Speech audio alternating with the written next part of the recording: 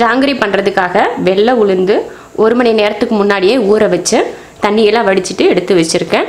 இப்போ இந்த உளுந்தை அரைச்சிக்கலாம். தண்ணி ஊற்றாமல் தண்ணி மொத்தமாக ஊற்றாமல் கொஞ்சம் கொஞ்சமாக தெளித்து உளுந்தை அரைச்சிக்கலாம். அதாவது நம்ம உளுந்த வடையெல்லாம் அரைப்போம் இல்லையா, அந்த மாதிரி பக்குவத்துக்கு நல்லா வலுவலுப்பாக அரைச்சி எடுத்துக்கலாம். உளுந்து அரைக்கிறதுக்கு முன்னாடி நம்ம பாகு அடுப்பில் வச்சுட்டு போயிடலாம். இதில் 1 கப் சர்க்கரை அதை சேர்த்துட்றேன். 1 கப் சர்க்கரைக்கு 1/2 கப் தண்ணி சேர்த்துக்கலாம்.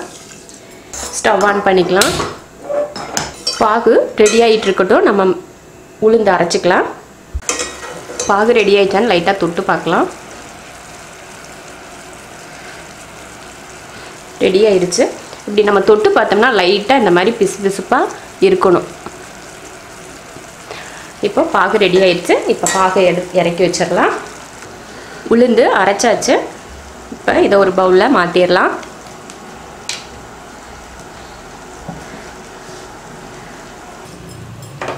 இப்போ உளுந்து மாவில் கொஞ்சம் கலர் சேர்த்துக்கலாம். ஆரஞ்சு கலர் சேர்க்குறேன்.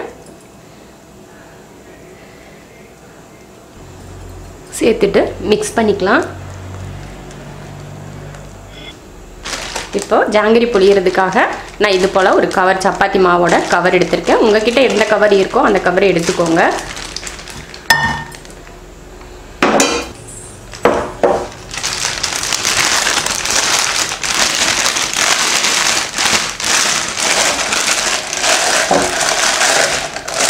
கவரை இது போல் மடிச்சுக்கோங்க. அப்போ தான் வெளியெல்லாம் படாமல் உள்ளே மட்டும் அடியில் மட்டும் படும். அதனால் கவரை இது போல் பண்ணிக்கோங்க.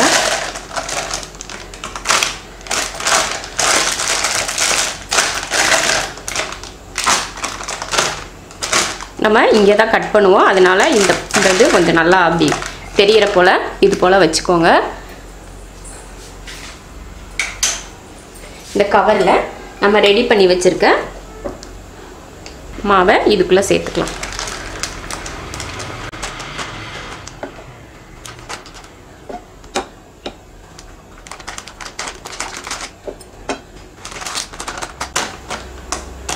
போட்டாச்சு.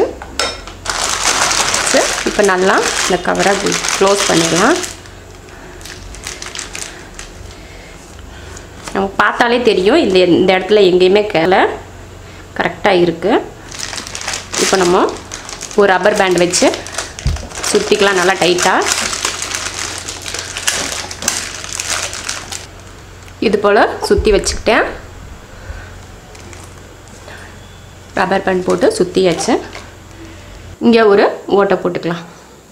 அவ்வளோதான், ரெடி ஆயிடுச்சு. நம்ம இப்போ ஜாங்கிரி புழிஞ்சு விட்றது தான்.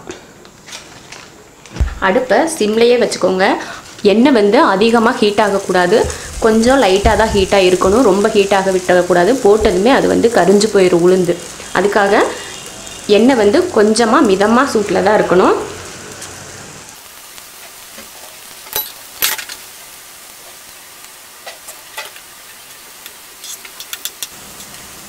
ரொம்ப நேரம் வேக வைக்கக்கூடாது.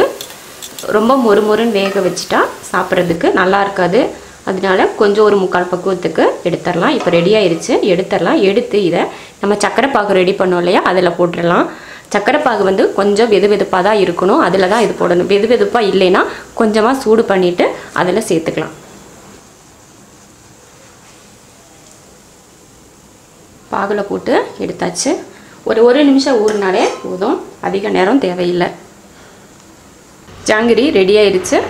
ரொம்ப கஷ்டம்லாம் இல்லை ஜாங்கிரி பண்ணுறது. ரொம்ப ஈஸியான ஒரு வேலை. வெறும் உளுந்த மாவும் சர்க்கரையும் கொஞ்சம் கலர் பவுடர் மட்டும்தான் தேவை ஜாங்கிரி செய்கிறதுக்கு.